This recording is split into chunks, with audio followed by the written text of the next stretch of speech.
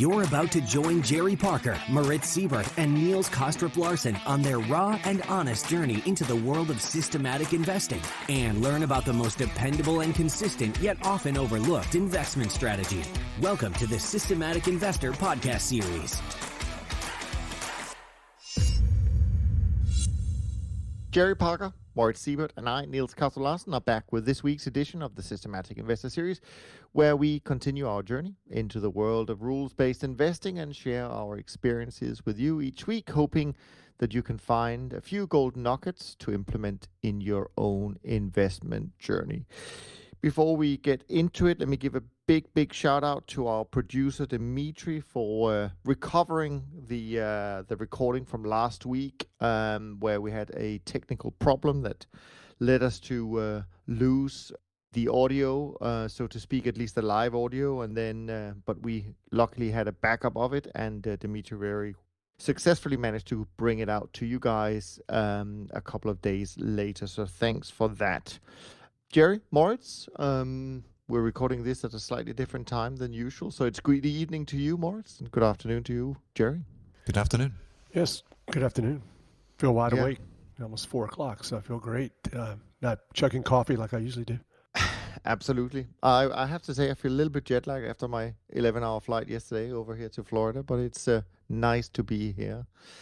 And of course, if you're tuning in for the first time, just want to say welcome. We love that you're here, and we'll do our very best to provide some value and perhaps even some entertainment for the next hour and a half.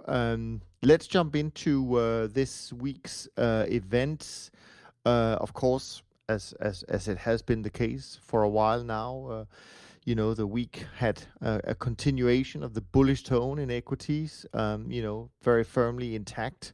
So, of course, that's going to be quite influential on this week's performance of CTAs, no doubt. And, of course, this was very much related to the signing of this US-China trade deal. And we did see some quite healthy moves in the markets. We can talk about that in a second. But for me, what actually stood out this week was not really specifically related to the markets in terms of news, but I think it's something that will affect most of us, if not all of us. And that was when on Friday Google came out and said their Chrome browser would phase out the use of cross-website cookies, which have underpinned digital advertising for 25 years. I know other browsers have done it, but I think this is quite major because these cookies tend to follow you for weeks or months. Certainly in my personal case, maybe perhaps that fitness club membership that I checked out a few months ago will stop showing up in my ad feed. You never know. You can always hope. And then the other thing I wanted to say before jumping into it, and this is actually something that George, our good friend George, brought to my attention this week. In his weekly update, it was just a great quote from Howard Marks, who, of course, came out with one of his memos. I think it was this week he came out with it. And the quote goes like this: "You can't tell the quality of a decision from the outcome. The success of your decision will be heavily influenced by A, relevant information you may lack, or B, luck or randomness. Well thought out decision may fail, poor decisions may succeed. While it might seem counterintuitive, the best decision maker isn't necessarily the person with the most success, but rather the one with the best process." I think we have all touched on this during our conversations, the importance of process over outcome. So I appreciate George reminding me of this. Other than that, Moritz, how was your week? Good. Always fun to read those Howard Marks memos. I'm a big fan. What he just said is, I guess, something that we'd all sign up for, process over outcome. But the week, to answer your question, has been fairly good, a bit more than 1% up. So I'm close to 3% up for the month and therefore also for the year. It's been a good start to the year. And the portfolio is mostly positioned on the long side. I just took a few notes here. I mean, the last week was really driven by the longs in the S&P. In platinum, above all palladium made a massive move higher. but also in LIBOR and cocoa. Had a couple of good shorts on. The most significant one is natural gas. Natural gas is continuing to move lower. The Brazilian real. So anyway, it's been good. I am getting a bit closer again to my latest equity high, which I recorded last year at the end of August before we had the collapse in bond prices that we've discussed on that show. So it's about about six months ago, and it would be so nice to get back to new highs in January. Yeah, that would be very nice. It's funny, I always feel that as we all go to Florida, more specifically to Miami, where we'll see each other next week for the week of the conferences. And I often think back of that during these conferences, CTAs tend to do very well. But then as soon as the conferences are over, we kind of are usually in for some kind of correction or shock. I just hope that's not the case Oops. this year. It would be nice if the industry came back and made a new all-time high, even though I agree quite a few did that at the end of August. So that's not that far away.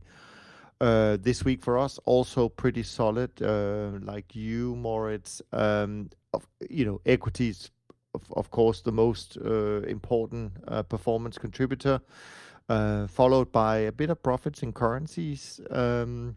We did actually even get some help from fixed income this week, not a lot, but a little, as well as meats and grains and metals. For us, the only two sectors that were lacking behind were the energies and the softs, despite pretty inspirational efforts by nat gas and cocoa in those two sectors, but not enough to produce profits for those sectors. But the week overall, good. The year so far, fine. And yeah, I just can't help thinking back on that particular Bloomberg article that came out exactly about a year ago, early February. That was really kind of the doomsday of trend following, and the following 12 months so far has been pretty good. So I hope we're still waiting for the follow-up article on that one. It won't be coming. No, I think you're right. But Jerry, how's your week? I mean, obviously equities have been center in sort of traditional CTA portfolios, but single stocks might be different. Oh, I hope so. Single stocks need to be different, and I try on purpose to not be correlated with the S&P with my single stocks portfolio. So I'm sure I underperformed. But I had some I have some crazy stocks in there, and they're all doing different things. And I've had Tesla for a while, and that's I keep forgetting to mention it, but that's really been skyrocketing and going crazy. And it's crazy, but it's a name everyone knows, and it's very liquid. So Tesla had a little tiny sell-off, but it's just been a moonshot almost for a past month or two. So. But I think the big story is commodities still look good. The longs look good. Platinum kind of maybe took over the lead in the precious metals. It's interesting, and it started very slow after gold and silver, or gold certainly made a huge move.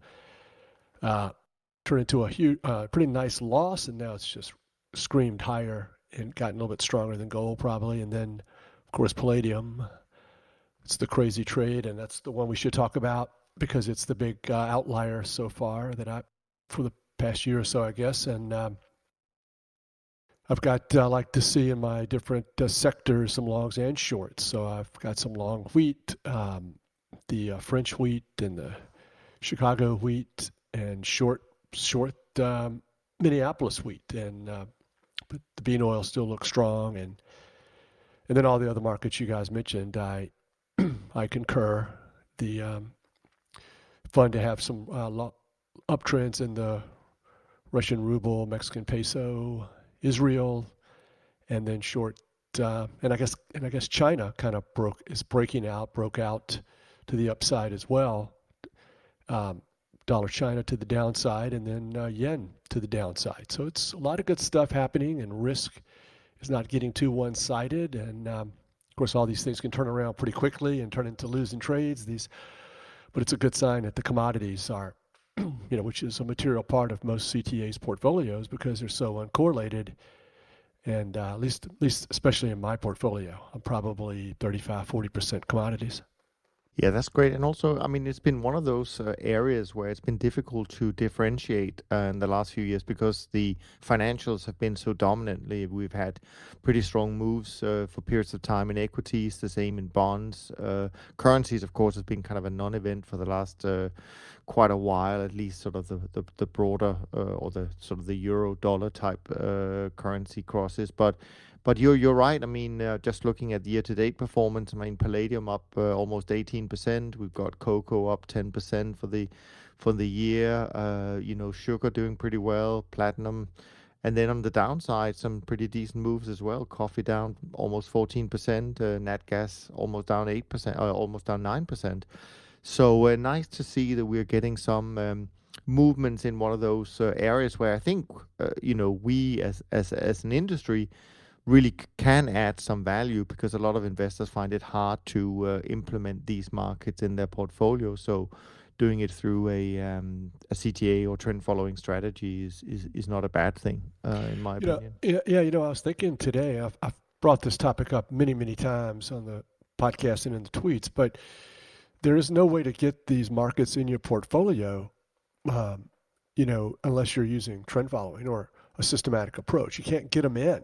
You can't add them because, in the popular press, they'll say, well, here's what happens when you add gold, and implicitly what they're saying or explicitly is that this is based on a buy and hold. The stocks are based on buy and hold. The bonds are based on a buy and hold, and they go up and they add value 60-40. Then you can add gold as well, or most of the time you can add gold, depending upon when they evaluate the historical performance.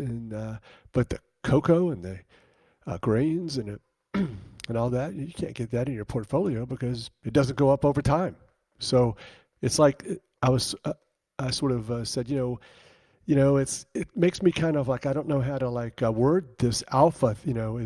Does trend following need to be add alpha? Does alpha fit in? I mean, if trend following just made money, and you were able to dramatically reduce your risk because these markets, these commodities that you put in there and the currencies as well, they made money overall, and it's obviously going to give you less risk. That's a lot of alpha there, especially as compared to long only S&P. Yeah, and I was just going to say, I mean, I think the last time commodities were, in the focus for many investors, especially institutional investors, was at least to me, it was quite a while ago when there was a lot of hoo-ha around the launch of Jim Rogers' commodity index. Unfortunately, I think it was pretty much launched at the high, and these indices, long-only indices, have been doing nothing but going down. So I think people have had maybe a bad experience if they try to implement these, from the long-only side. I think a lot of commodity cycles, by the way, when I just look at charts, I think on a, say, 30, 35-year cycle, I think they spend most of the time going down, interestingly enough, but they have these huge rallies in between. And so I think they're really important to have as part of a portfolio for sure. Well, commodities are not a long-only product, as we know. We may say that no asset is a long-only product, not even the equities, even though we're very often compared to those long-only buy and hold equity, S&P 500 type of strategies. But the commodities, for sure, no, that's a trading asset. It's not something to just hold on to. Yeah. And then stocks, once again, it depends on when you do your analysis. In 2008, stocks were not a buy and hold long asset either. It was the lost decade. And so now I guess they are. So the next time we have 50, 60% drawdown, maybe they go back to not being one so much. So it's back and forth. So I'm making fun of it because I don't really believe that, if you take risk seriously, and as we've talked about over the past year or so, the number of countries that now have fallen off that list of they make money over time. You guys were the ones who who know it better than me, Italy and some of the other countries over in Europe, they no longer are on the list, or maybe they're back on it, due to recent performance. But I think it's just kind of humorous that approaching the markets, even the wonderful stock market, as something that's just buy and hold and put it away and store it away and it's going to go up over time, is not what risk managers, that's not how they should be thinking. Agreed. Sure. Yeah. And I mean, to boil it down, I think our deep belief is that no market should be really traded as a long only market. I mean, at the end of the day, as long as your time horizon is long enough, you're going to see opportunities both on the long side, but surely also on the short side. One of the things that I just, because Jerry mentioned Tesla and I've mentioned Palladium, it's actually an example. I just want to make the point, because we've mentioned that on that show before, that, markets very often tend to become more volatile when they, have their, they make those big moves higher. And, we speak about the vol controlling and all that stuff, but, Palladium is a case in point where it's been, having a certain average true range. I can't tell you exactly what that number is, but just by looking at the chart, that average true range is now substantially higher than it used to be when I entered my position originally. And I have it on for quite some time because it's been in such a nice uptrend. And so this would have been an occasion where, those vol controlling people would probably have taken profits because they would have reduced their position, as Palladium has moved higher since probably November. And I didn't, which means I'm now sitting on a good paper profit, but obviously also with some open risk on. Yeah, and taking small profits. And this is a great example. It's why we need to really hammer on this when we get these outliers. It's not a huge outlier. I mean, it's not the biggest one I've ever seen, of course, and it may crash. But I'm going to bring this up in a couple of tweets I made this week, because it's definitely what we're all waiting for. And when it happens, it's probably good to hear our viewpoints on this. But I mean, it's a monster profit since September of 18. I'm looking at the chart out of the corner of my eye. October 18, it's sort of made a new high there after being at a low in the summer. And so we didn't have to take a small loss. We didn't take our 50 bips there or whatever we're risking. And a major sell-off at April of 19, later in the summer, back in the fall. So, whoa, look at all that risk. Really? I mean, really? Because the risk was back in September of 18 when I was worried about losing my 50 basis points. And so if you're not going to be bold and strong and holding onto the profits and letting this thing maximize and scare you to death, which is sort of the definition of trend following, and look at it as a bet that you're definitely going to win, more than likely, you're definitely going to win this one. Boy, what other kind of trade are you going to let go and make you a lot of money? Exactly. Well, speaking about those tweets, Jerry, that you just flagged there, why don't we go straight into that, see what was happening, what topics was raised in the Fin tweet world this week, and let's debate some of those. And then we've got quite a few questions because, of course, last week we didn't do them, so there's a few lined up as well. So let's get to it. Okay, good. I've just got a few this week, but they're all good. And this tweet was, it's been a couple of weeks, I think, since we missed last week with, you'd think I'd have more saved up, but I haven't done a very good job in the past 2 weeks, I guess. So, but this was the most popular tweet I've had in a while, certainly this year. And I had to pull this out of some paper that had nothing to do with trend following. I just pulled it out and crafted it and made it into something that I would like. And the quote is, of our most costly mistakes over the years, almost all have been sell decisions. The mistake in virtually every instance has been selling too soon. And people love that because everyone identifies with it, whether you're fundamental value or technical or trend. So yeah, I mean, that's just the human condition. We're fearful with our loss, with our winners, which we should be hopeful with the winners, and we're hopeful that the losers will come back, and we should be fearful that they're going to get larger. And I expanded it. I had a little comment here that said value and fundamental sell rules can't outperform trend sell rules. I don't remember what I meant by that, but I'm pretty sure that's kind of true. Mostly, at least because trend sell rules, trend following systematic sell rules, probably are more objective and are going to be followed every single time, right? Aren't they? And then value and fundamental are probably less objective and probably can be mixed and matched some. But I don't think that, I think it's one of the issues that we've read about where people say, well, value and fundamental doesn't really work that well. And I think that's the reason. And those rules are not ever going to match a systematic set of rules that's going to be researched and back tested over 30, 40, 50 years on lots of different markets. What are your thoughts, Moritz?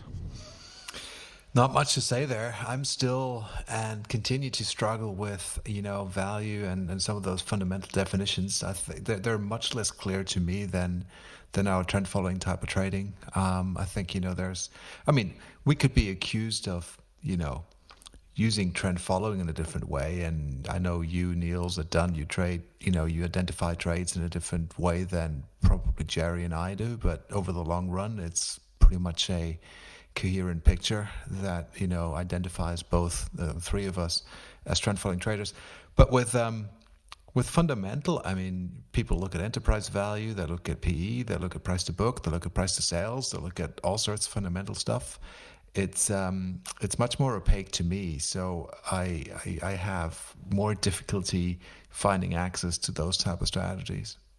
I just think in general, I think the more I look at different things, not just necessarily trading, but certainly if you look at people who are generally successful, I think a lot of them have lived with an incredibly amount of discipline and focus in trying to achieve what they wanted to achieve, and I think those are the key stepping stones to success, and since we have all this evidence from our world that this really works, there as I've referred to many times, I have not yet seen a white paper that argues that adding trend following to a traditional portfolio can't improve the risk adjusted returns.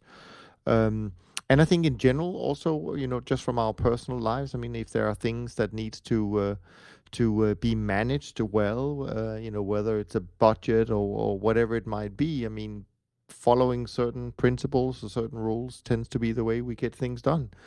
And so I still find it just incredible that a lot of people,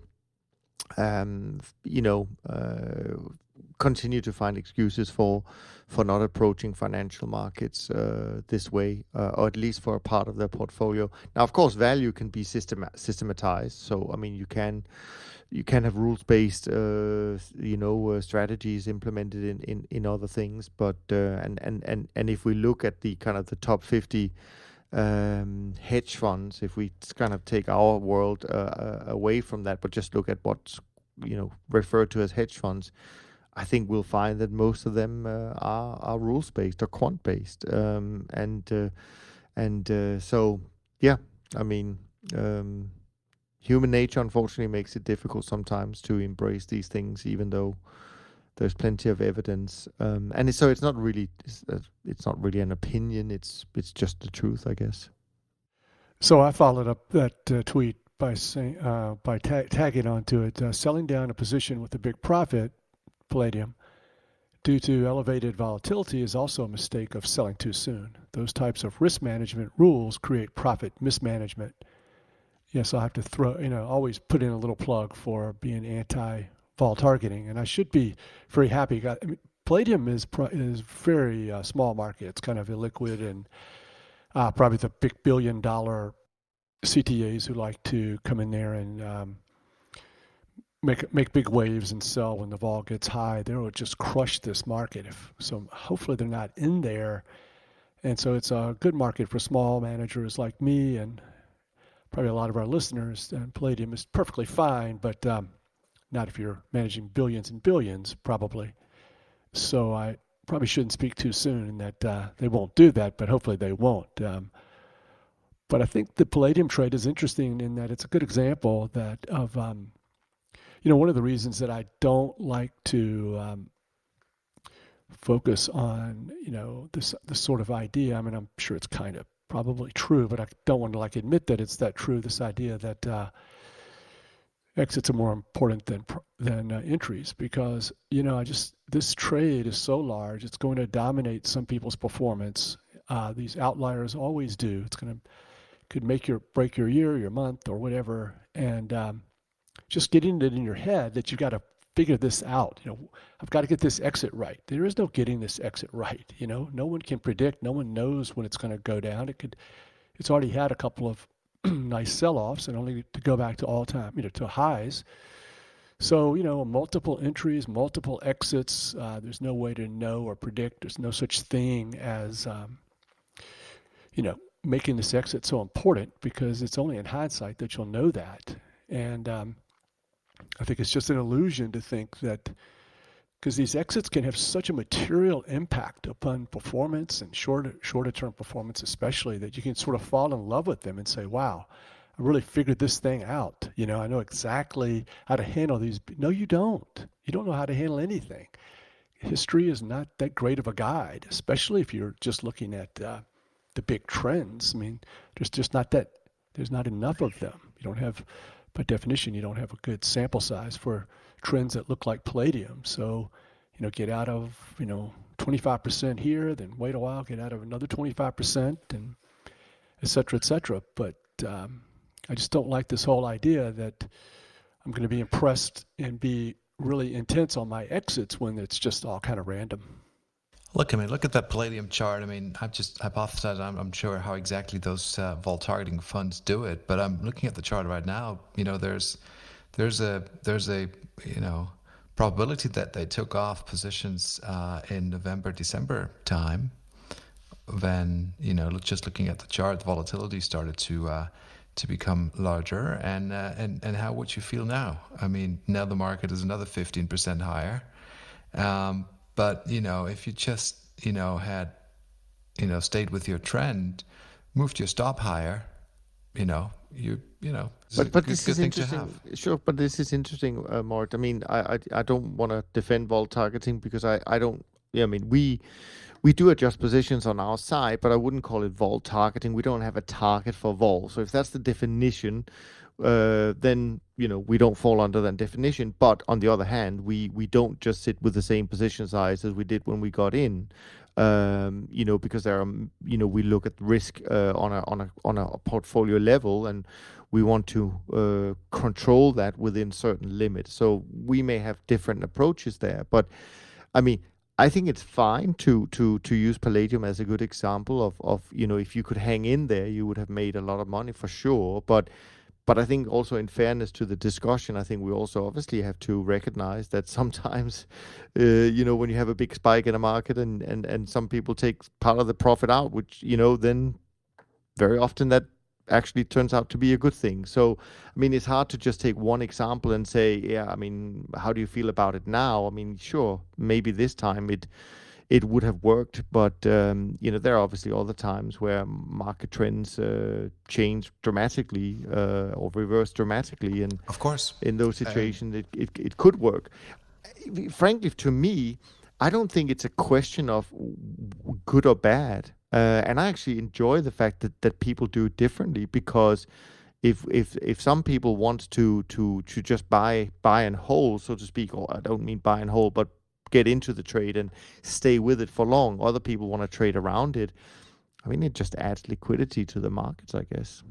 Well, I can be accused of making this a sample size one, but just focusing on palladium and just the past couple of months. But I do have more than sample size one on that. I did, for a test, overlay my portfolio with vol targeting.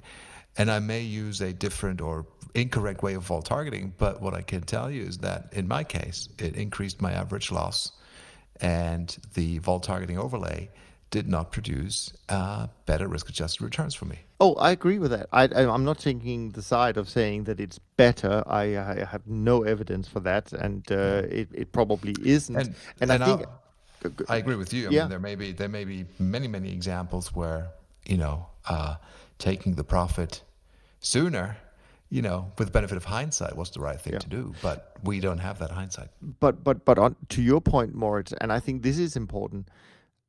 I get the feeling, and it's just a feeling because frankly we don't know necessarily what other people are doing. But I get the feeling that a lot of the largest firms probably are using some level of vol targeting, if we just define it broadly. Mm-hmm. And there is no, at least in my mind, there is no doubt that performance in the last decade hasn't been very strong. So based on that very simple logic, could this be because they are doing suddenly vol targeting? And we all know that as you get bigger and you have more to lose, very often you become more careful and you lower your risk, etc., etc. So I actually don't disagree at all that vol targeting performance-wise may not add anything. On the contrary, could detract from stuff. But of course, I just want to the listeners to be aware of that. If we just look at a single market situation, of course, sometimes it's a good thing and sometimes it's a bad thing. But it just shows you that there is no wrong or right, because none of us know what the future is going to bring. I mean, at the end of the day, the three of us, we all have different ways of managing the risk, right? I mean, as I think it's Jerry who sometimes says, well, if you have a monster profit, there's nothing wrong to take a little bit off the table. Sure. I mean, that's another way of doing things. So I don't think that there is anything, that has, by law, you have to do it this way. And I think that's what's great about trend following. You can interpret it in different ways, except there are certain key principles that we all adhere to. Oh, I don't think we do. I think, and I've already brought it up, and that is taking small profits. So I think this is kind of a way to take small profits and to look at something concrete. That where the most popular tweet was, I've sold too soon, and so for whatever reason, it's just. And I don't agree that somehow if you just call it money management or risk control, fall targeting, risk control, money management, then then you're above reproach. I can't criticize that. If you throw that in there, it can't be criticized. And I'm just saying, no, it's a bet. And we bet 50 bips back in September of 18. And it was no risk necessarily involved in the trade once it became a profit. Certainly not now. There was some uncomfortable volatility. And it just goes to show you that, you're going to feel uncomfortable. You should feel uncomfortable if you have a systematic approach that is necessarily long-term. We've talked about how kind of CTAs had to expand their look-back periods, and it's a bummer. When you expand them and you make the exits longer term, you're going to have more volatility. Oops, I found a loophole. Now let's just use this vol targeting. There's no downside to that. It's a little bit of downside. You have to trade larger. Your average profit is going to be smaller. And this is a concrete example about how I'm going to make more money on palladium than if I would have vol targeted, but I'm also going to have a bigger drawdown. So you have bigger risk, Jerry. I'm like, no, not really. I mean, I'm playing with this mega profit, and my risk was the 50 bips I but didn't end up losing in 2018. Not that I want to, find myself on the side of defending vol targeting. I don't, but I will say that vol targeting has two sides to it. First of all, it certainly may mean reducing positions that are winning and getting out too early of some of it, and I don't agree with that per se. But the flip side of that is it also means taking on more risk at times, right? So when volatility goes down, they'll add back volatility, which could be, a good thing. Which if you have a buy and don't change your position size, you wouldn't do that. But as I said, I don't want to be on the side of defending vol targeting because we don't do it, and I don't think any of us do it. but it's obviously a point that always brings out the best of us when we discuss it. We are the podcast for vol targeting, right? I mean, that's become very clear. But I mean, I guess we'll have to call it quits on that topic for today. But you may be in a losing position. And to use Jerry's example, you open the position and you have not yet hit your 50 bips that you've risked. You're like at a 25 bips loss, and the average true range of that market has declined, and the vol has declined, and you're going to size up your position now and therefore increase your risk. That is something I would never do.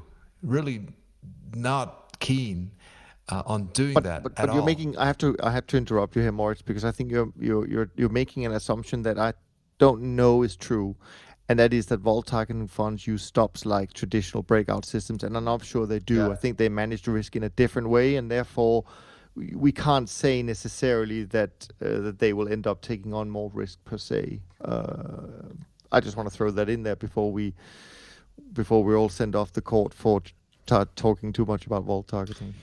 Well, fair enough. They would still be at a loss with that position. Sure. Given compared to where they opened it, it has made a paper loss for now, and they're now increasing their size, whether they have a stop or not. They could be. I'm just saying that's probably more to the risk management side than just because I don't know the vol targeting. If again, I think we have a very loose definition of this, but I don't know that they are, doubling down on risk and doing all the things that trend following doesn't do.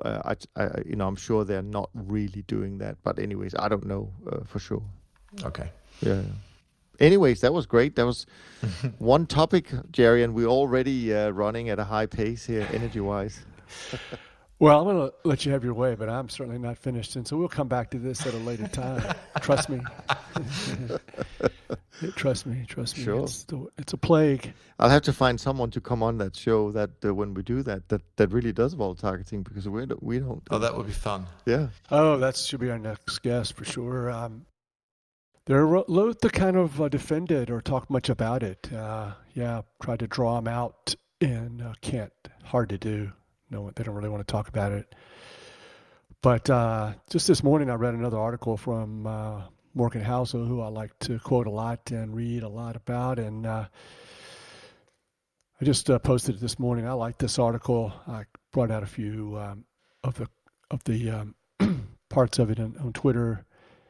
It's about risk is what you don't see. The riskiest stuff is always what you don't see coming. It's complicated, which is why we're not great at dealing with it. How risky something is depends on whether its target is prepared for it. We should acknowledge that what we can't see, what we aren't talking about and aren't prepared for, will likely be more consequential than all the known risks combined. Risk is what you don't see. And then I just encourage people to keep taking those small losses. And when we can't predict, the good stuff or the bad stuff that's going to occur. And he goes on to mention diversification and allocation. And I should have put that in there with my first comments as well. It's not just taking small losses. That is what we do to defend ourselves for risk. It's also the diversification and the longs and the shorts that the CTAs tend to emphasize. Lots of different markets, longs and shorts, the small losses, and I think it's very reasonable to assume that we're doing a really good job, as well as any type of strategy, as it comes to doing all we can to prepare for things we can't see and can't anticipate. It reminded me a little bit of the critique that the long-only crowd on Twitter likes to make fun of, like something like Golden Cross, trend following. Every time the S&P goes below the 50-day moving average goes below the 200-day moving average, it signals a death cross, and you should get out. And they write these articles every time it happens, and it never works. And you get criticized. Look at all the money that you would make by ignoring that. Or maybe you should go long on this death cross. And I think that that's another kind of subset of issues of where these things that we do, you take the small losses, you trade the commodities and the currencies, and you do short trades. They just are not working. Look at the S&P. It's making so much more money You don't have to take the small losses. You don't have to diversify. This is so frustrating. I think that's a part of dealing with unknowns and uncertainty is we lose our confidence and our commitment to those things sometimes when they don't work as often as we need them to, and the rest of the world is not using them and they're making fun of us. I think that's a super important and really interesting topic that that Morgan Housel wrote about and that you picked up, because I think that's actually something that is often lost in the debate. I think a lot of people, when they come and they do their due diligence and they do their ongoing monitoring, et cetera, a lot of the risk metrics that they apply, and they talk about is things that somehow you can, you think you can measure, and we have all these fancy tools and names for it. But I think you're right that the risk that we just can't imagine is much more important. And there again, going back to what I said earlier, that makes me even more perplexed that so few people have embraced trend following, because that strategy has truly had a lot of unknown risks that we have had to deal with in the last 50 years, and we've dealt with it pretty well, I would say. So if you want something in your portfolio, because it's adaptive, right? It reacts. It's not just sitting there watching things go pear-shaped. So because it is adaptive, I think it's just one of those players you need on your team that will be, very good at defense, even for an unknown play, so to speak.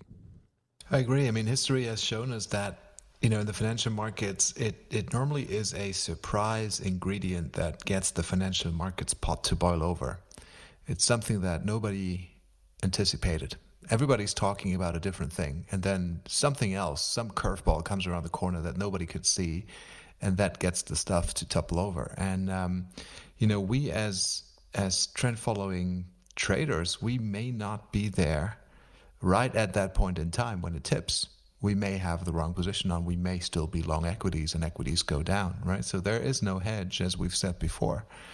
But if that surprise ingredient that gets the pot to boil over really, leads to longer term trends in all sorts of markets, and, if it is a severe crisis, then normally we will have trends in not just one market, but, all sorts of asset classes will be affected, commodities and bonds and equities and currencies.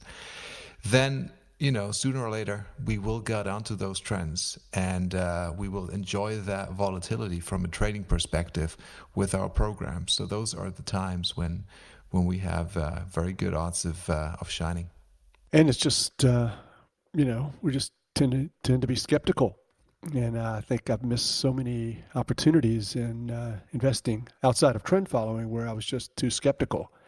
And I think we're skeptical of the stocks going higher. We're skeptical of negative interest rates. They can't go any lower as humans. And then yet the trend following systems just stay long, and they ignore the value and the fundamentals, or this has never happened before. It can't continue to happen.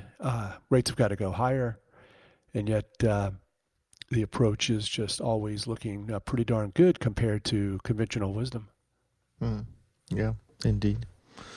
What else happened in your Twitter feed this week, Jerry?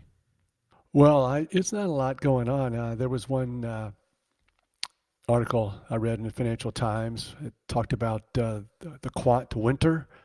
The performance has been pretty terrible for 2 years now. This is indeed a Quant winter, but 2-year winters just happen. We don't know how to predict them or when they end, but we know they occur, which, we're sort of in the same boat sometimes, where these the lack of trend following and the big trends, and there should be a reason for this, and we want to make a proclamation that it's no longer going to work anymore. But a lot of the styles go in and out of favor, and it's just impossible to predict. It just sort of happens, and then when they come back into favor, we have to just still be doing our trades and doing our system and not having given up on it, using good money management to trade smaller and preserve our capital. But we just got to keep doing the same thing over and over. And so it's just interesting to see other sectors and other groups of traders in different styles, get hit with the same thing.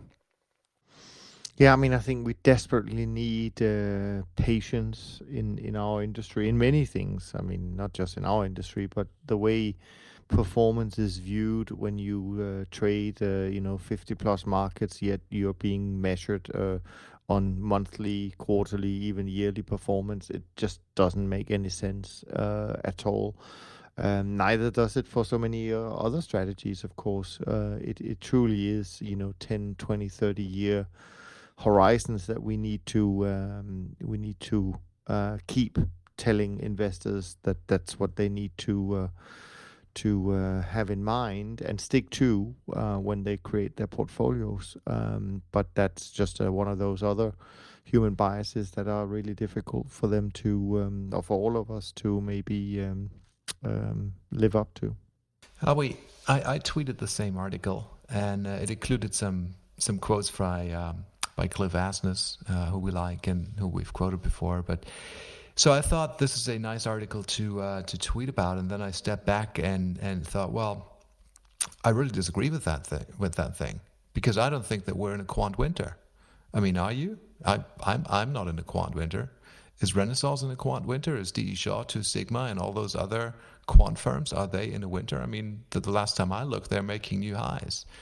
And I'm observing and watching and following a lot of systematic trading houses who are not necessarily trend following traders. They trade other things, but in a quant way. They're pure hardcore quants. And they're making new highs. So it's all spring and summer for them. So who's to say that the quant industry is in a winter sleepy phase? I don't see this. I mean, it's true when you say, well, let's look at the value fund or some of the AQR funds which had problems in the past couple of years, and those problems have been reported about. But this is not the quant world. This is one small excerpt, one small subset of quant investing. And they picked this, and as usual, they compared it to the S&P 500 because that's what you have to compare things. I mean, there are quotes in this article saying, well, I don't know whether it's, D. Shaw, Two Sigma saying, and it only made 14%. I mean, figure that. It only made 14% because the S&P made 28 or 29 or whatever the number was, right? So, and it said something like, although disappointing in relative terms, it still had a positive year. It's like, well, it's ridiculous. So I just want to say that these articles, they tend to focus on the strategies which are in the public light, which are in the spotlight, and they think that's quant, and they don't look to the left and to the right. And I think there's so much more.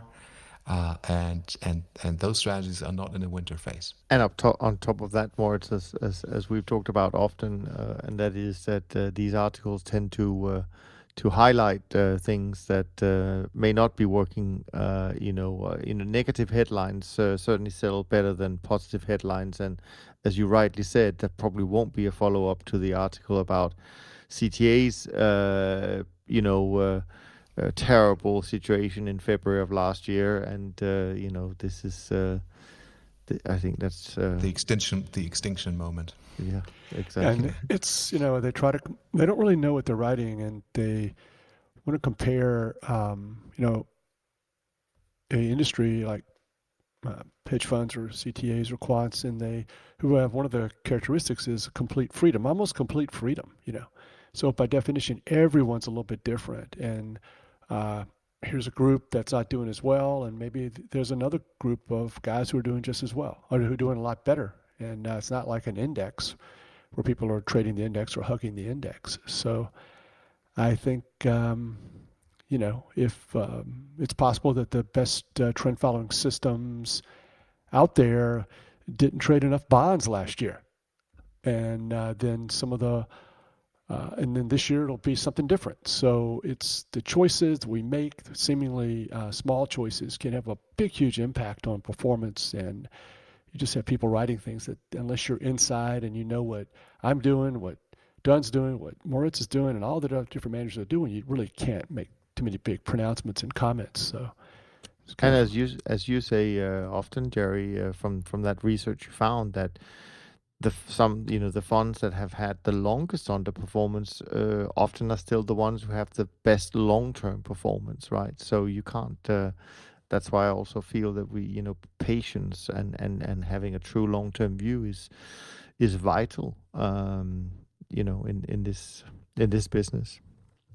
And I think we're losing that more and more because everything now is instant. I mean, you have 1 hour or 2 hour delivery from Amazon nowadays. I mean, we can't get things quick enough. No, it's a lot of pressure. It's you're talking about performance and then running a business. It's always some compromises that you're forced into. By another Twitter tweet I had this week, I kind of liked. It was, I think, a week ago. Morgan Housel again, and he says, "I believe past performance is an indicator of future returns." Oh, wait a second. I believe past performance is not an indicator of future returns. Markets change, history surprises, and performance is cyclical. But it's one of the things I believe least, because long-term past performance likely reflects structural facts that can be enduring.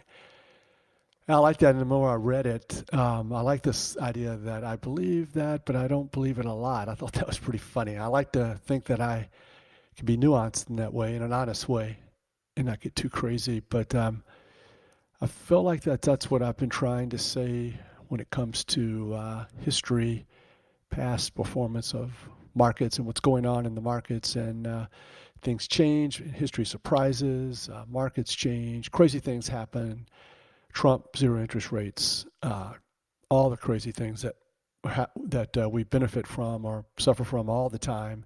And yet we have the fundamental approach of trend following that looks at history and the entries, the exits, the sample size, the taking small losses and going with trend and paying only attention to price.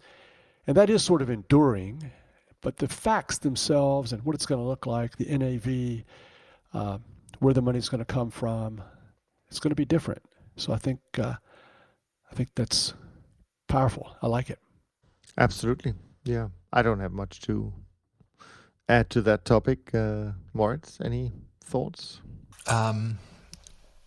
Only a few. I like the way he phrased it. I think there are probably a few structural things in the past data that are just there, and we're picking it up. And I used to say that, when people ask me, do you have any forecast of, your system's performance? And of course, no, I don't. It does whatever it'll do. I cannot forecast anything, but if history is a guide, then I say I should expect it to make roughly what it has done in the past.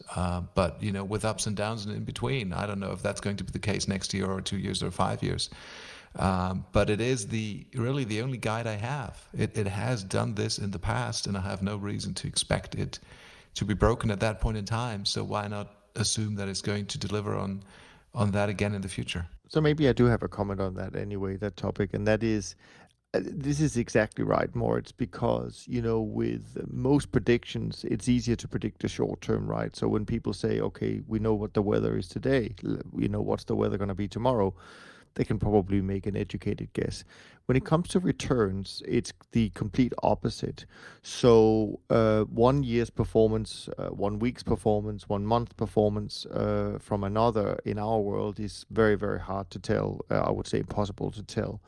But once we start looking at our rolling 10-year returns or rolling 20-year returns or even 30-year returns, they become incredibly stable. And as you say, it gives us an expectation of a much narrower range. This is not just, by the way, our performance. The same would go for equities and so on and so forth. So again, back to the point about being long-term. I mean, this is why it's so important, because if you invest in anything, then, the returns you're going to see the next 1, 2, 3, 4 years to some extent is somewhat random, right? But once you keep it for much longer, I think you will, to a large extent, get returns that are not that far away from what they have been historically.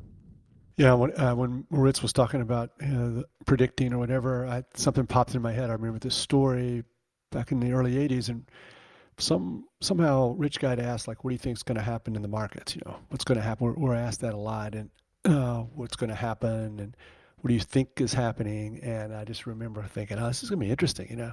What is he going to say to what do you think is going to happen in the markets? Totally reasonable question. And his response was basically kind of like mentally going down the list of his positions. Whatever was in an uptrend, he was long. Whatever in a downtrend, he was short. So he was like saying, okay, I think cocoa's good because it's, he didn't say it was in an uptrend, but he said, yeah, I think cocoa's great and wheat's going to be great and stocks are good. And then he started listing his short positions, and I'm like, oh yeah, that's right. I guess that's how he's going to do it. So it's about as good as you're going to do, I think. Yeah, absolutely. More tweets, or do you want to get stuck into our questions this week? It's time for questions. It's time for questions. We missed, of course, last week. Sorry about that, guys, but we had our own questions for Andreas Kleno, who joined us. So let me start out. Actually, one of the questions that came in from Keith, and I have seen more than this, but this is just one that I picked up on, and I think we should start there. And that is, what is the name of Jerry's bird? So I think we need to introduce our little fourth, companion properly. Yes, her name is Petey, so it is a girl, but we named her Petey after a character on Dumb and Dumber. And before we kind of figured out that it's probably a girl. But she's a lot of fun. She's a little cockatiel. She can get kind of loud. She's very quiet now. She may be sleeping, but she's really funny and fun. And we found her outside. She landed on my wife's head when she was walking the dogs, and she brought her inside, and the relationship began a year and a half ago. So she's a lot of fun. So she's actually a wild bird that came... Kind of, or a neighbor who got tired of her pet bird, and she gave her to us. So I don't know. I'm not sure what happened, but if anybody on my neighborhood asks me about their missing bird, I'm going to deny it because I'm totally in love with this bird now. I never had a bird before. It sounds crazy, but my children think I'm nuts. But she's a lot of fun, and she's a really good pet. She's fun. She likes to. I used to put her away, while we were doing our podcast, so she couldn't be heard. But so she's very happy now that she doesn't have to be put away somewhere. And the little chirping in the background, I think, at least some people kind of think it's kind of funny. Yeah, well, definitely it goes good with the tweets. That's right. She has her own Instagram account, so she's yeah. Well, she might give you some competition on social media soon, Jerry, if you don't watch out. But there we are. Let's stay with Keith. He had a second question, implementation question. What do you do when you have more signals than capital to take all signals?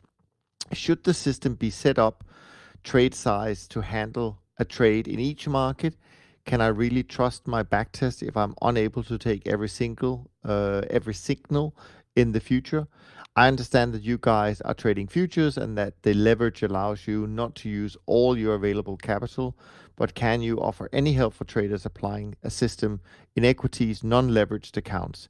Lastly, if you would decide to add a new market to the system, do you resize the existing trades to accommodate the capital required for the new market? So let me start with you guys and your thoughts on adding markets and how best to do it.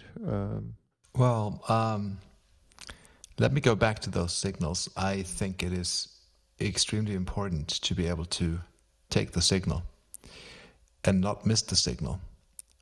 So you have to, I think, when you design your system, design it in such a way that it is something that you can trade, and that the signals that are being produced are signals that you can actually implement in reality. If you cannot do that, then your live performance will be different than what you've tested, and I don't think that's a good starting point.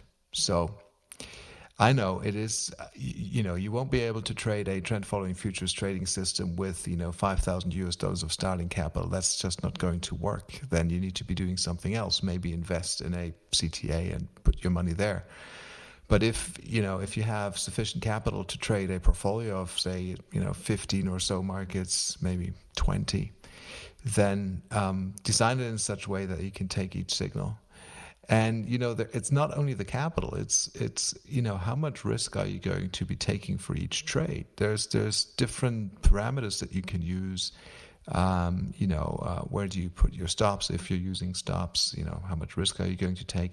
That will determine whether you can or cannot take all of the signals. But bottom line is, I think it's important that you are able to take all of them. I don't think there's anything more important than taking all the signals and taking them in the same way, in the same size. So fixed universe and a fixed position based upon your risk formula. But I'm sure that that I'm not qualified to help you figure out how to use some of these great tools, techniques, trend and small losses and things like that in the type of portfolio you're mentioning.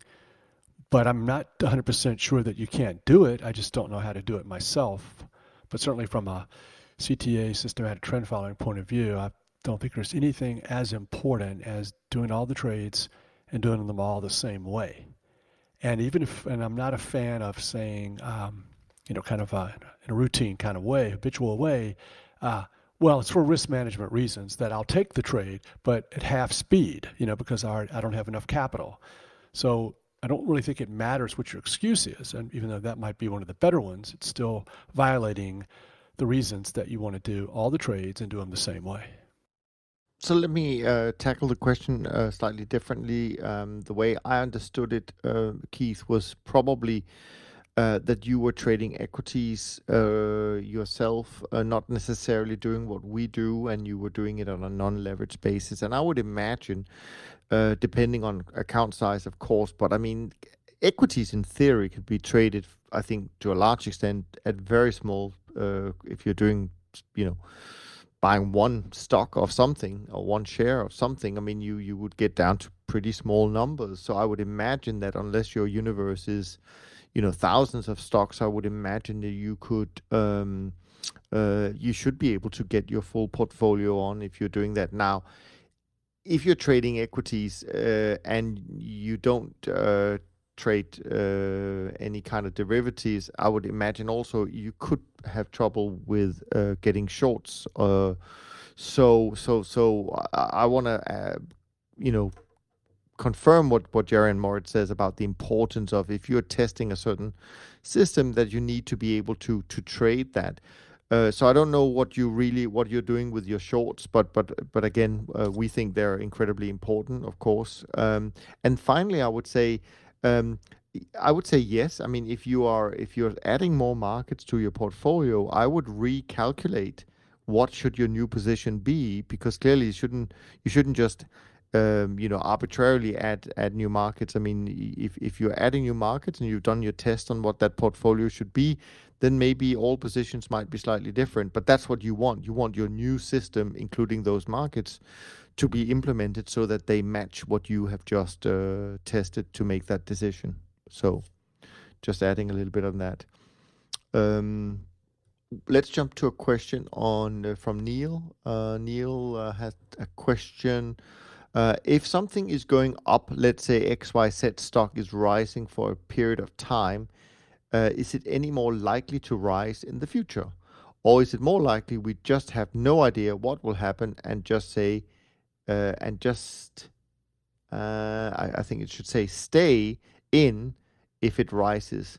Or if it's dropping XYZ stock, is it any more likely to keep falling? So I think we're now down to the why maybe trend following works, the whole case for momentum. Let me just add my 2 cents on this, Neil. I think the evidence is that if something is going up, it's more likely to continue to go up than down. And I'm sure if you studied different people in this, I guess Newton also came to that conclusion that things in motion are more likely to stay in motion. So maybe this is a quite a basic principle that trend followers picked up on, and this is the reason why these things actually work. I don't have a more scientific explanation right now, but I think I think you can find lots of evidence that that is probably the case. Now, it doesn't mean, of course, that question number 2, meaning that just because something is going up, that you could also argue we have no idea what's going to happen in the future. I would also agree with that, that we don't know. But I'm sure if you did your crunch, the numbers, and you looked at daily moves, there is probably more tendency to something that is moving up is more likely to move up than down the next day. But I can't provide you with any evidence offhand, of course. What are your thoughts? I wouldn't guess. I don't really know that I would think that it's more likely to continue. What's complicated about it is it's a 40% win rate. So at least on a lot of the trades, it's 60% chance it's not going to continue. And then it's sort of turned on its head because of the outliers. So it's everything is less than 50% not likely to occur, but then you get a big, huge winner and you make money. So I don't know how that fits in with something, things are in motion and they keep going. I'm not sure about that. And then I think that the time to do the trade is when the entry gets hit. And so when your breakout occurs, your entry signal gets hit, you must do the trade then. And then 2 years from today, from then, and you still have your palladium trade on, no, I would not want to do that trade now. But if it's going to continue, it's in motion, it should continue. No. I'm only interested in my system, and I'm not sure exactly what else is happening here, but I do know based upon my back test that if I follow the system to the T, I'm pretty confident I'll make some money. So markets are, like Jerry said, mean reverting, I guess, most of the time, 6% of the time, but then there are those massive outliers. But one of the points that I want to make is imagine that I had just designed a new systematic trend following trading system, and I haven't been trading it last week. I'm going to start trading it tomorrow on Monday. And so the way I do it is I would implement the positions that the system currently wants to have on. And one of the positions includes a long position in palladium. And who am I to say that I'm not going to put that position on? If I'm not putting that position on, even though the signal is there, then I'm violating the system because the system wants to be long of palladium. If I'm going to overrule it, saying, well, no, because I know better that palladium has rallied so strongly that it's going to come back, then I'm predicting that, well, I'm doing something that I'm not supposed to be doing. I would slightly disagree. And it's not telling you should be long palladium. It's telling you should have gotten long palladium. Not that you should be long today. And now I think that when you're running a business and you did get long palladium in 2018, and then you have an addition to the account, then I think you should put on the pro rata position in palladium. So that client, and you've talked to them and they know, and it's kind of common that, this, we're going to give you the performance as if, you had this palladium. And I'm sorry that you got in. And when you did, it could be a big drawdown. Everyone else will still have a good trailing 12-month return. But you, because we had a lot of trades in the trend that were older, they did sell off, and you have a drawdown in your investment. But I think that, and I think it's a business decision. It sort of defies the back test, and it sort of defies, following the system. It's like, how do I want to handle this for client relations point of view? Do I want to throw on all these big trades? We're up 60% for the year, and it's all open profit.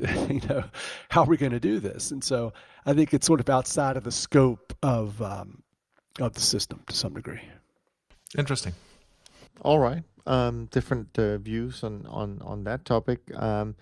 Another question we have in from Mike. Now, there's a little bit of an intro here. I'm not going to read all of it, but Mike has read some technical analysis books, and of course, he recognizes that these were written some time ago, and technology has moved on, etc., etc. But the key question that Mike poses to us is, I'm curious about your thoughts on how and why there is divergence in thought between trend followers like us and technical analysts. I mean, what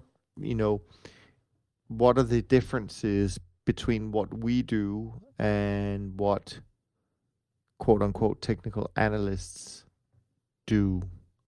Yeah, I think it is different. We're really, I mean, my simple mind looks at a breakout, not really interested in a pattern of a wedge or a saucer or, any of those type of things. They don't really mean that much to me. And I'm looking at a portfolio from a statistical point of view, trading many different markets in the same way, buying the highs and selling the lows, and not being dependent on a chart formation. I think it's two different things. Yeah, I mean, I think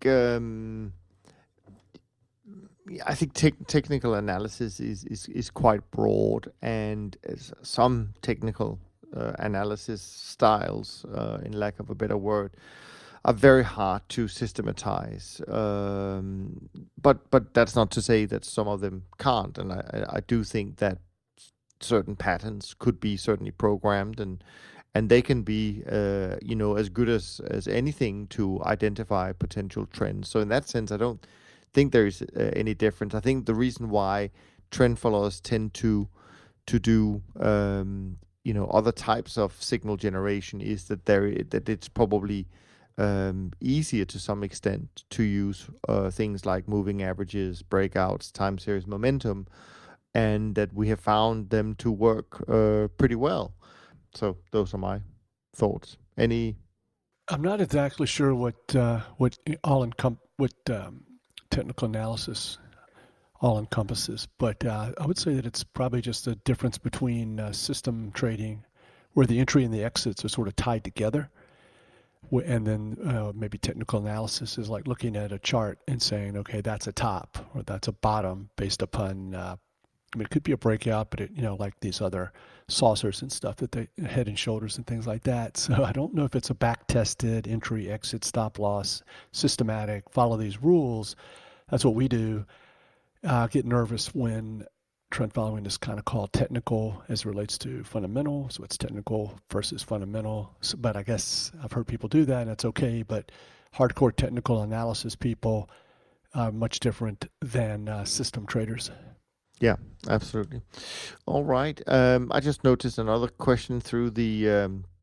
By the way, if you have a question, then by all means send it to info@toptradersunplugged.com. We are delighted to hear from you, and it's also a good gauge for us to, be in tune with what is on your minds when you listen to our conversations each week. So please keep them coming. I did notice here, and I want to just give a shout out to Michael, who did write in, but actually the question has already been answered, because it was, can we introduce PD to the world, which we have now done. So thanks for that, Michael. Andrew writes in, and I think I forwarded this question to you guys because there was a chart involved. You may have seen it, otherwise I may have forgotten to do it. Now, Andy is asking about our thoughts on long-only FX CFD trading. That being, do you think it would benefit new traders to use basic trend following identification system like, and then he shows a chart, and only focus on the long side? Now, before you guys jump in, I just wanted to pose one question to you, Andy, and that is, when you talk about FX, I mean, foreign exchange by definition is really two markets put together in one. So you either have the dollar and the euro, etc., etc. So I find it a little bit curious that you would choose a long-only strategy on this, because clearly this is a different type of market than just a single commodity or a single equity. I truly believe that in FX markets, depending on economic activity and blah blah blah, that you're going to have moves on both sides of that. So when you say should you focus on a long-sided trade, that means should you only be long the dollar all the time or long the euro all the time? So my view is that and of course we've already talked about it this week, that no market should have a long only focus, because there's no evidence that market only goes up. So that would also include your question about the FX side. You do say, then you go on to say, in my opinion, given the stricter rules of engagement, it would force the trader to be more selective and would cut down on data indicator fatigue. Again, not entirely sure, Andy. I'm sorry. What you mean by that, and exactly what the audience of your proposal would be. Maybe you're just trying to make it more simple, only take the long trades. But again, from my personal point of view, if you want to do systems trading, you need to consider all signals, not just the long-sided ones. Any thoughts on your side, guys?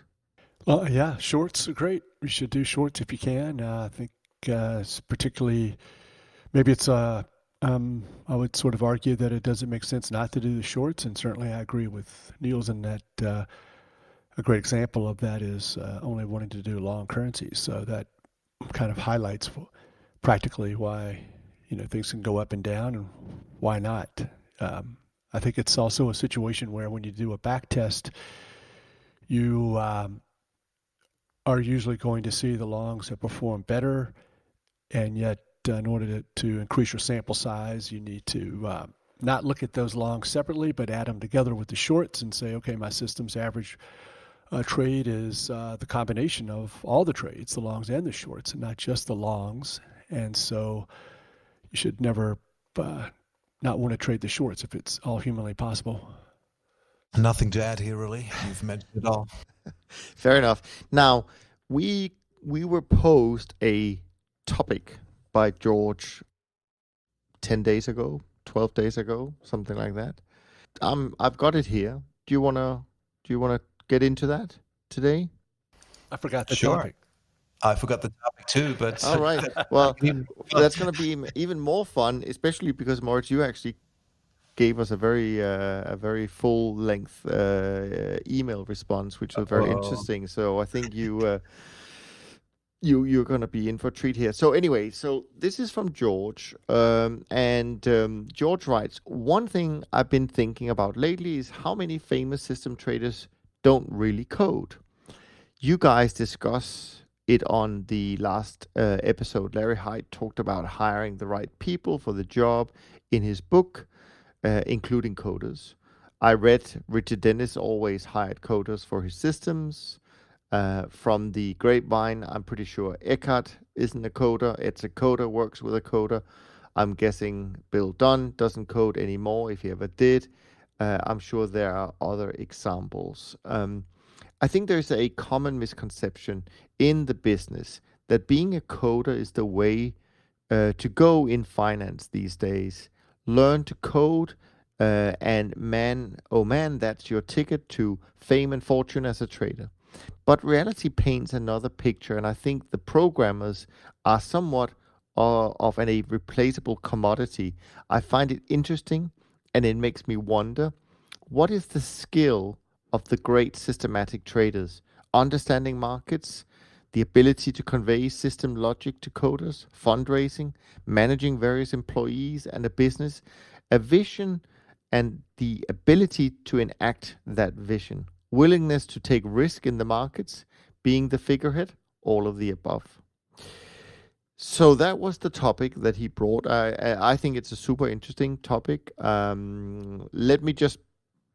want to kick it over to you guys, but I just want to say to you, George, that Bill Dunn actually did code back in the day. I mean, he was literally the only employee back in 1974. So he did code, but of course it's been a little while since he was involved in Dunn Capital as a business.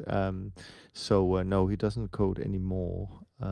So anyways, good topic. I don't know if that introduction, Moritz, made you recall some of the points you made, or maybe you want to make some completely different points today. Who knows? No, I'm not going to change my mind, but I have to say that I forwarded George's email to a very good programmer friend of mine to get his opinion on it. His name is also Moritz, so he came back with the response I'm going to touch on in a second. My 2 cents on this is that, as George was saying at the bottom of his email, it's all of the above and a lot of experience. I don't think that in order to be successful in the markets and be a successful trend following trader and business manager in that field, that you need to necessarily know how to code. I think it's very important to have statistical mindset, to be not overwhelmed with numbers and, think in bets and probabilities and, stay true to that.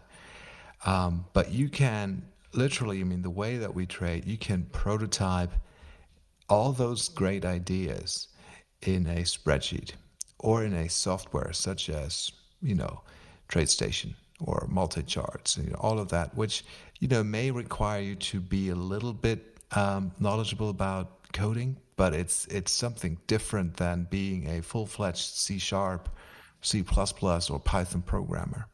So don't think that's a necessity. Now, what my good friend Moritz said was, the coders may become so strong that, they may at some point maybe replace the hedge fund managers because, they just figure it all out and they put it all down in numbers. And then the hedge fund managers become a commodity and no longer the coders. So I don't know.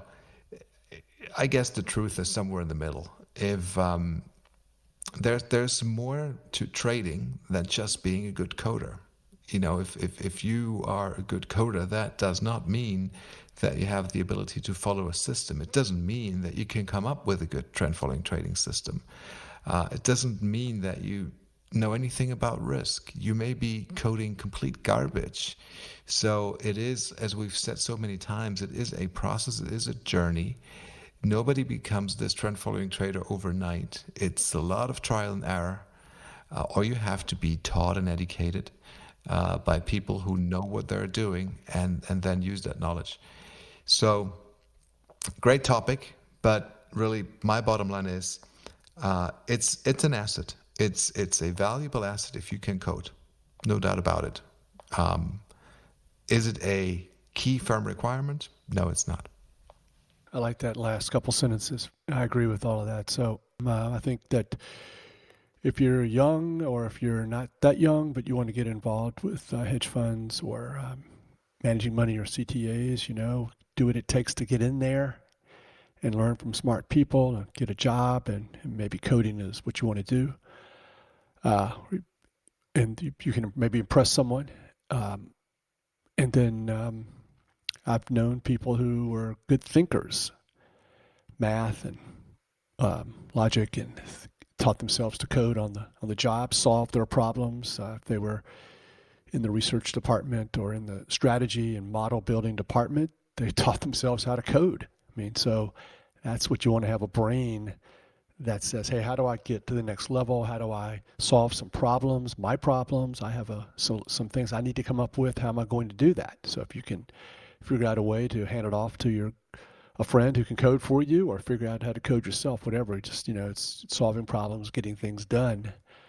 Then if you're talking about moving up and leading a firm and being a leader and having a good background and understanding in depth, maybe coding, and because that's going to be a big part of the people that you may end up leading, that's going to be an edge for you. I think it's it's kind of like football. You have a good head coach. Was he the best assistant? Was he great at coaching the tight ends? I don't know. Is that what it takes? Probably not. He was in the right place at the right time. He was given an opportunity, and his leadership skills and whatever took over, and he became a good head coach. But it's kind of probably two different things. So I don't know. It's hard to figure out marketing and management and risk control. I don't know. It's a hard subject. But I certainly would not want to be the one to downplay the importance of coders and people with those kind of skills, because certainly those guys are taking away jobs from people like me. I got in at a good time and had a good career at a time where I didn't need to be a coder, but probably now it's probably better to have that skill with lots of other ones as well. Yeah, I mean, I think you probably between the two of you have said all that needs to be said. I think the whole point about understanding markets and actually come up with a robust strategy to begin with is super important, and understanding the risk management side and all of those things. And clearly in the early days when you're doing it on your own, having in-house skills, so to speak, or your own skills in the quote-unquote coding world can be useful, but it's definitely not a requirement. It's interesting, actually, we've discussed the Jim Simon story, and I know he was obviously very accomplished in all of these things, but I think it's interesting to know that the people that made Renaissance Technologies successful wasn't really his own coding or ideas. It was actually finding the right people to work with, I think, that made that so successful. So I think both things can be important for sure. Oh, that's a good story, because remember he said, let's cut back. He's in a room with people with different talents, and maybe they're all great at math or coding, or maybe not. And then he was in that room and he says, we need to trade smaller. We need to get rid of positions and survive and protect our capital. And the other two were like, no, we shouldn't do that. Right. Where does that come from? I mean, that's inside of him. It's who he was. And so, I mean, that's the mystery of it all. Yeah, and I think you can be a good coder, right? And you can even come up with a good system, and you can have a great backtest and all of those things. But as Moritz says, I mean, if you don't have the ability, the human ability to follow the system, it's not worth a lot, right? You can code as much as you want. So, I mean, I think it's a quite a unique skill set after all that is required. And often what I've seen and noticed is that those firms who become successful, there's always a key man in the beginning, but often these people recognize that there are certain parts of the business that they may not be best at, and then they hire to solve those challenges. And clearly, when you look at a CTA business today, where there are so many facets that you need to be on top of and good at and successful at, it is a diverse skill set that is required for sure. Some good questions this week. Thanks for sending them in. And as mentioned earlier, info@toptradersunplugged.com is where you should send all of your questions, and we'll do our very best to answer them. As you've already heard, so far this month, CTAs are doing fine. These numbers are as of Thursday evening. I think Friday was okay as well for CTAs. But the beta 50 is up 1.58% for the month of Jan, and for the year, SocGen CTA index up 209, the SocGen Trend Index up 2.7%. The SocGen Short-Term Traders Index is flat for the month so far, and the Bridge Alternatives Index is up 1.88%. Any final thoughts? It's been a long episode today, so is there anything left in the tank at this stage? Not mine. Running on empty, but looking forward to next weekend. Okay, cool. And by the way, let me just mention to those of you who in the past grabbed one of the what I call the ultimate guide to the best investment books. I have updated that guide. You can get it on the website, toptradersunplugged.com, and there is now more than 100 great books that you should go and check out and as part of your journey. On that note, let's wrap up this week's conversation. We hope that you've enjoyed it. And if you haven't already done so already, please share the podcast and tell all of your friends that it's the best podcast in the world. You know that we are watching you, of course. From Jerry, Moritz, and me, thanks so much for spending part of your day with us. We're grateful for your support, and we can't wait to be back next week. Thanks for listening to the Systematic Investor podcast series. If you enjoy this series, go on over to iTunes and leave an honest rating and review. And be sure to listen to all the other episodes from Top Traders Unplugged. If you have questions about systematic investing, send us an email with the word question in the subject line to info@toptradersunplugged.com, and we'll try to get it on the show. And remember, all the discussion that we have about investment performance is about the past, and past performance does not guarantee or even infer anything about future performance. Also understand that there's a significant risk of financial loss with all investment strategies, and you need to request and understand the specific risks from the investment manager about their products before you make investment decisions. Thanks for spending some of your valuable time with us, and we'll see you on the next episode of The Systematic Investor.